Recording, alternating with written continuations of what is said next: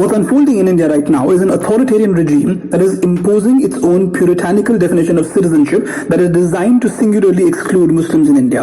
And since 2014, there is an active zeal with which Muslims in India are being re-educated to teach them their place in society by openly calling for a Hindu rashtra, by rarely punishing lynch mobs, by dispossessing Muslims of places of worship, by changing names of places which had a Muslim name, such as Allahabad to Prayagraj. The Modi government's second term began by their outrageous treatment of Kashmir by annexing Kashmir in a wholly undemocratic manner. And today is the 170th consecutive day of communications blockade, and thousands of Kashmiris are still in detention. As Kashmiris, we extend our unconditional solidarity to Indians who are protesting right now, even though we have not been considered worthy of that kind of empathy. But you all have our unconditional support because we know what it is like to suffer merely because you ask to be treated with dignity and respect. Good morning, it's 10 o'clock. I'm Kasa Alam. Welcome to Asian Network's Big Debate. Today, Imran Khan has again compared the Indian government to the Nazi regime. What is your reaction to his comments? Get in touch, let me know. 03459 440 445 to ring or text 81869. It's going to be a busy one. Imran Khan is calling for the United Nations to help mediate between India and Pakistan over Kashmir. Speaking to the BBC's Michelle Hussein, the Prime Minister also defended his comparison of Narendra Modi's government with Nazi Germany. India at the moment is being run by an extremist ideology which is called RSS. RSS got its inspiration in 1925 when it was formed by the Nazi Party. What is happening in Kashmir is shocking. 8 million people are in an open prison for over 5 months. Is Asian Network's Big Debate with Kasa Alam. Hello, welcome to the Big Debate. Kasa Alam here, and I want to talk about Imran Khan on the programme today. The Pakistani PM has again compared the Indian government to the Nazi regime. What is your reaction to these comments? Imran Khan has said that the ruling party in India, the BJP, share the same nationalistic values as the RSS, which he says greatly admired the Nazi regime. The former cricketer points to Narendra Modi being a member of the RSS himself, and that the actions of the Indian government, including taking away Kashmir's special status, are part of the continuing marginalisation of Muslims in India. I want to know, what do you think then of what Imran Khan's been speaking to the BBC's Michelle Hussein, and she asked him about events last year. And when India revoked the special status of Kashmir back in August, you compared the Indian government to the Nazis. You said, will the world stand by and watch like they watched Hitler at Munich? Did you mean to make that comparison? Absolutely. India at the moment is being run by an extremist ideology which is called RSS. RSS got its inspiration in 1925 when it was formed by the Nazi Party. They admired the Nazi Party. They admired the racial purity of the Nazis and then the ethnic cleansing of Muslims from India, the way the Nazis dealt with the Jews. This is all you have to do is read the writings of the founding fathers of RSS, and you will know it is an extremist, racist ideology which murdered Mahatma Gandhi. He was murdered by RSS. It was banned 3 times in India. And sadly, that's taken over a country of 1 billion people. This is the organisation that is the precursor, if you like, to the BJP party of Prime Minister Modi. And Prime Minister Modi is a life member of this party. But that is not what we are seeing in India right now. There are clearly nationwide protests. There are Muslims who feel that their identity is at stake. But to many people, the comparison with the Nazis will seem not only far-fetched, but offensive. All you have to do is read what the founding fathers of RSS said. They believed in Hindu racial superiority, and their hatred is against Muslims, Christians, who they blame because as outsiders, as invaders. And remember, whenever this happens in history, whenever you have this idea, you have the nationalist, racist genie comes out of the bottle, and with hatred towards another human community, there's always bloodshed. What is happening in Kashmir is shocking. 8 million people are in an open prison for over 5 months. Asian Network, big debate. Call 03459 440 445. So what do you make of his comments and his interview there? The Pakistani PM again comparing the Indian government to the Nazi regime. I want to know what you think. Let's speak to Prayagraj and Mirza Sahib Beg on this. Prabir, how do you react to that interview? You know, there is a reason why Imran Khan is called in the dim. Because he is not an intellectual person. He's completely dumb.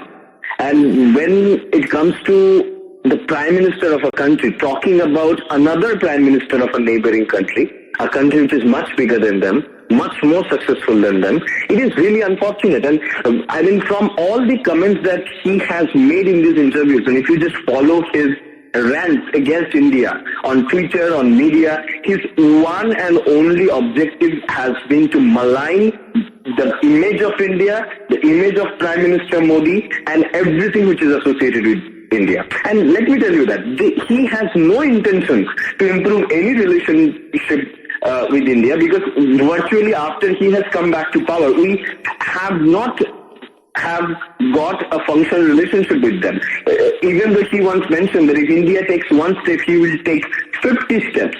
But here we are seeing in practice that he is doing only one thing, and that is to abuse our country, our countrymen, especially democratically elected Prime Minister. It is very unfortunate.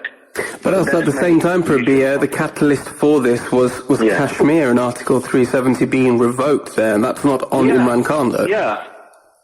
No, that's not on Imran Khan, but that is an internal matter to India, and Pakistan has absolutely no standing, no locus standi, or no moral position to comment on that. Kashmir remains an integral part of India. How this internal demography is going to be, and how that particular region is going to be ruled by the government of India, that is going to be decided by the parliament and definitely by the ruling party. And it is not going to be decided by the Pakistani army and their parrot in the dim.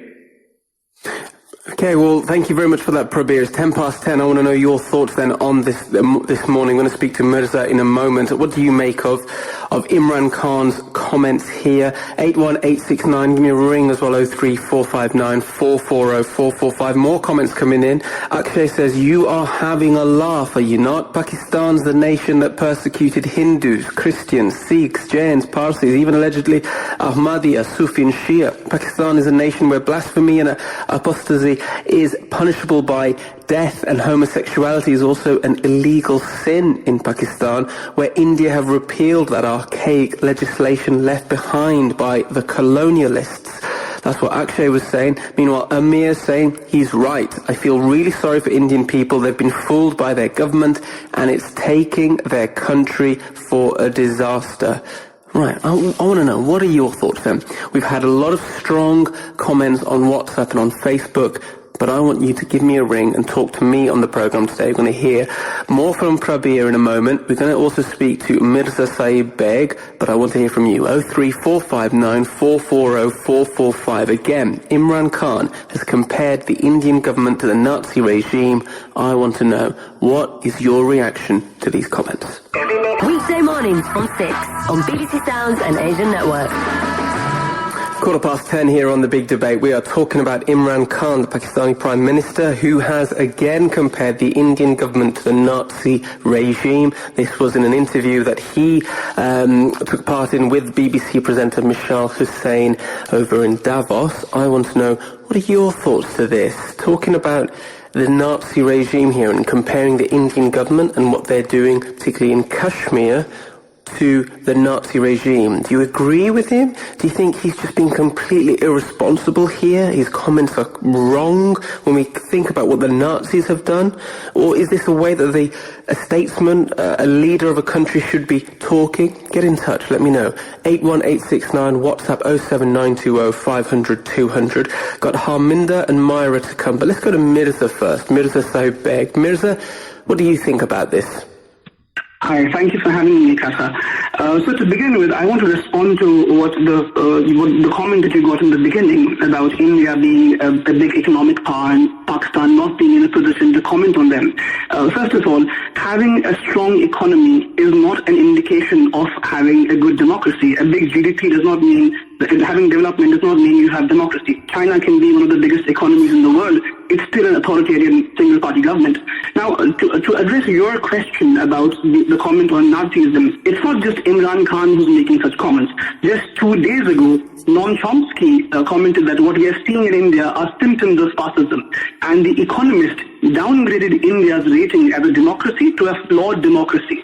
And this is a steady decline since 2014. India has dropped 10 places since 2014 now, and it is officially a flawed democracy. Now, of course, strictly speaking, it's not Nazism, it's not a completely autocratic government in place, even though there are shocking parallels over there. We are not at the stage of gas chambers in India, but this is the path which leads to the stage of gas chambers. Speaking of the government in itself, it might not be a Nazi government, but the ideology of the government is influenced by the RSS, which is historically known to be admiring of Nazi ideologies. There's no doubt about that. Mirza, hold on there. I want to bring Prabir in to chat to you about this. Prabir, what do you make of Mirza's strong comments? Okay. I mean, he doesn't know anything about RSS. That's just like his prime minister. He doesn't know anything about RSS. That I can tell you for sure. First of all, if he can bring one evidence wherein RSS says that they subscribe to the ideology or the viewpoint of the Nazi Germany, then I will not appear on your show ever again, and I myself would start criticizing RSS. That being said, I'm glad that he still says that India is a flawed democracy, whereas Pakistan neither has democracy nor has the economy that it needs. Pakistan as a country, it is a quasi-military dominated country wherein there is no democracy. This particular prime minister is a puppet of the military, is also dictated whatever he parrots out of his mouth, that is dictated at the military headquarters of Pakistan.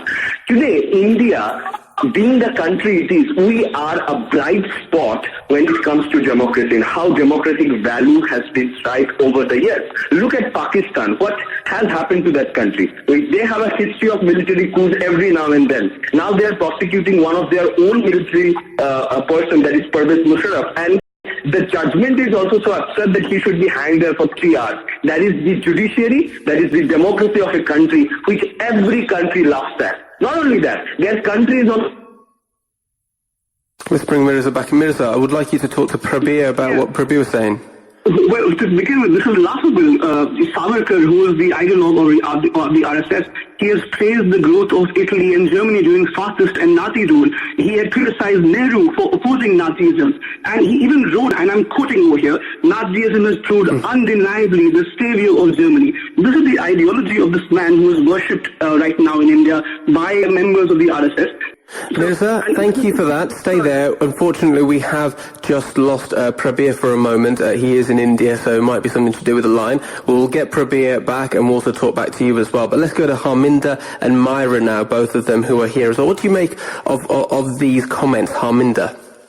Well, I actually agree with what Imran Khan is saying. I mean, I know that caller just said, if you can give us any evidence of Nazi behavior. I mean, I honestly feel that India still live in the dark ages, and they don't realize that social media is very powerful now. We're watching members of the RSS pretending to be police officers, attacking innocent Muslims, Sikhs, Christians, walking down the street,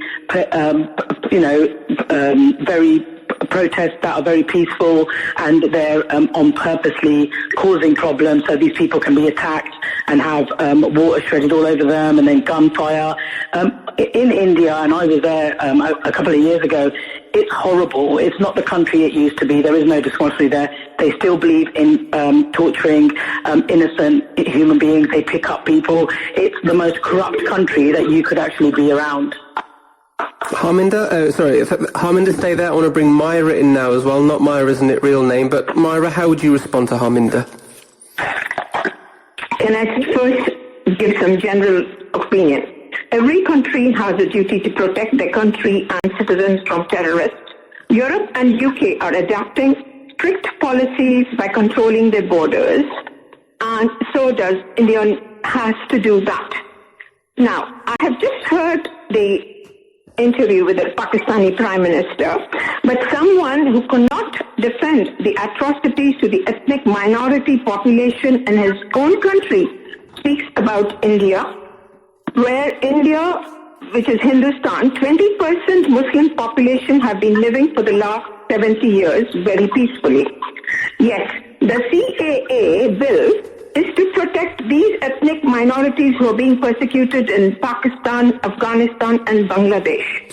Why not? Myra, you say they've been living peacefully, but we have seen a spike in violence against minorities, particularly Sikh and Muslim groups in India, spike in the last 5 years in particular. It's gone up by, I think, about 70 to 80%.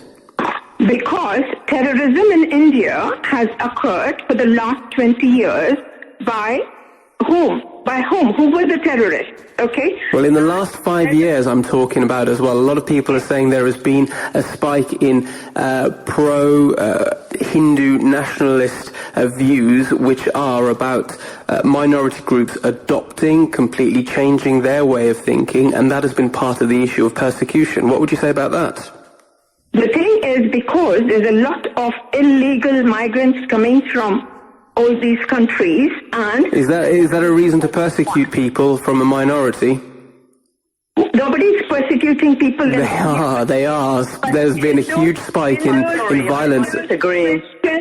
Hindus, Christians, Sikhs, Buddhists have been persecuted for 70 years in Pakistan, Afghanistan and Bangladesh. Do you think the United Nations is not aware of this? Yes, they are aware of it. Could I just come in here? Go ahead. Kasper, first of all, the CAA, what the fellow panelist is referring to, it creates a privileged class of people who will get a faster option of citizenship. And to qualify into that class, you need to be either from a nationality or from a religion. Nationality is Afghanistan, Pakistan, Bangladesh.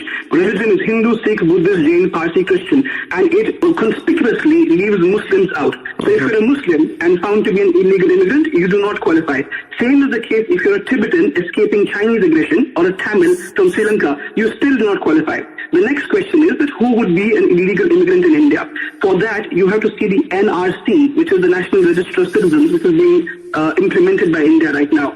So through this process, they will create classes of illegal citizens merely because they do not have enough documents to prove their citizenship. And in India, there are millions of people who do not have birth certificates, who do not have passports, who do not have any kind of documentation, but they have spent their entire lives living in India. So they will create this class of people who are not citizens, and they have no agreement with Bangladesh, Pakistan or any other country to deport these people there because they are not Pakistanis, Bangladeshis or citizens of some other nation. And India is creating detention camps around the country right now. Already in Assam, there are thousands of so-called illegal immigrants who have been housed over there. And they are making similar camps everywhere else. I have to come in. Please, I have to come in. Well, come in then. Yeah, sure. So can you just tell me if the person who was speaking is from India? Prabir, what is your point here? Okay, Harminder, Myra, thank you very much. Prabir, what's the point that you'd like to make? Yeah, my point is, I feel very unfortunate to have somebody on the panel who is lying so blatantly. NRC has not been implemented in India.